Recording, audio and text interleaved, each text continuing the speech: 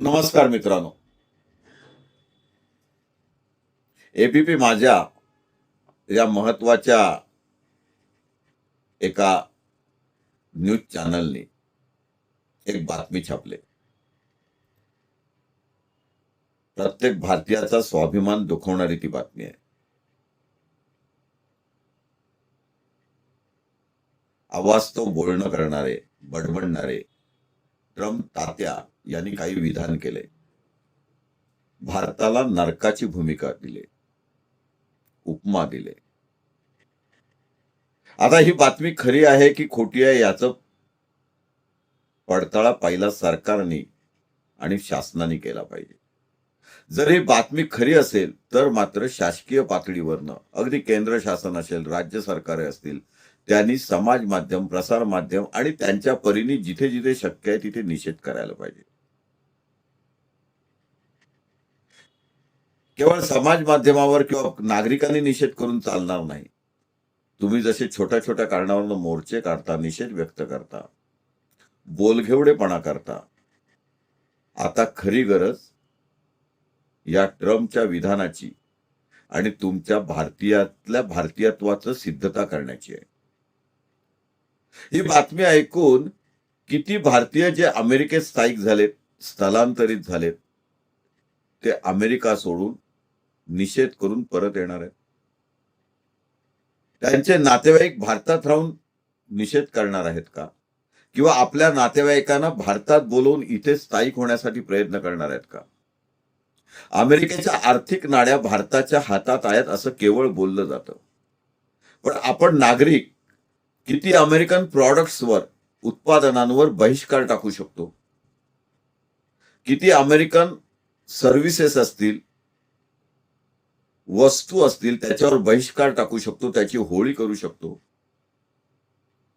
स्वदेशी चळवळ आपण पुन्हा जागृत करू शकतो, पण तसे होणार नाही. अमेरिकेत राहिलेले भारतीय खरंच इतके मिंदे झालेत. इस्रायल मधले नागरिक जगातून इस्रायलमध्ये परत येतात, देशासाठी लढतात, झुंजतात. भारतीय मात्र अमेरिकेत गेल्यानंतर वेगळी भूमिका मांडतात. परदेशात गेल्यावर त्या राज्याशी, त्या देशाशी स्वामिनिष्ठ राहतात आणि आपल्या मूळ मातृभूमीशी गद्दारी करतात, बेईमानी करतात. त्यांचेही काही प्रश्न असतील, पण जेव्हा तुमच्या देशाला नरकची भूमिका दिली जाते, उपमा दिली जाते, ते राष्ट्राध्यक्षांपासून, यावरून त्यांना तुम्ही किती मिंदे आहात, भारतीय अमेरिकन अर्थव्यवस्थेवर आणि अमेरिकेच्या डॉलरवर कसे अवलंबून आहेत याची खात्री झालेली असू शकते.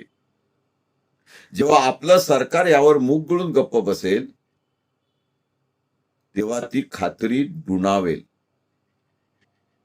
यापुढे अशीच बेताल वक्तव्य चालू राहतील आणि आपण, आपले सरकार ते असंच ऐकून घ्यायचं. हे एक प्रकारचं शोषण नाही का? तुम्हाला भारतीय म्हणून याबद्दल पेटून उठावंसं वाटत नाही? आपला अधिकार आपल्या सरकारने दाखवायला नको? याबद्दल निषेध करताना अजून एकही बातमी आलेली नाही. कुठे गेले ते सजग कार्यकर्ते, राजकीय कार्यकर्ते? इथे कोणत्याच एका पक्षाचं नाव घेतलं जात नाही, पण छोट्या छोट्या कारणावरनं आपण जो आरडाओरड, गदारोळ समाज माध्यमावर करतो, याबद्दल कोण पेटून उठतंय का? कोण बोलतंय का? कोण साधा निषेध व्यक्त करतंय का? आणि तो जर करणार नसेल तर ही भारताची अहवेलना अशीच चालू राहणार नाही का? आपण खरंच अमेरिकेच्या आर्थिक नाड्यात बंद करू शकत नाही?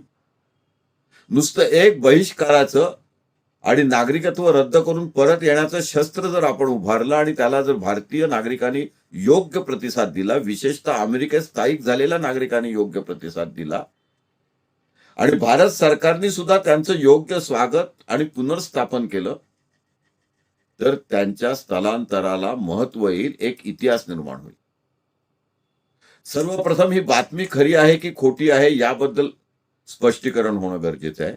आणि बातमी खरी असेल तर आता शासनाच्या आणि राजकीय पक्षांच्या आणि प्रत्येक सामाजिक कार्यकर्त्याच्या भूमीकडे सगळ्यांचंच लक्ष लागून राहिलेलं आहे. आज आपण इथेच थांबूया. जय हिंद, जय महाराष्ट्र. खरंच आता आपल्याला जागृत होण्याची आणि आपला आत्मसन्मान जपण्याची गरज निर्माण झाली. नमस्कार.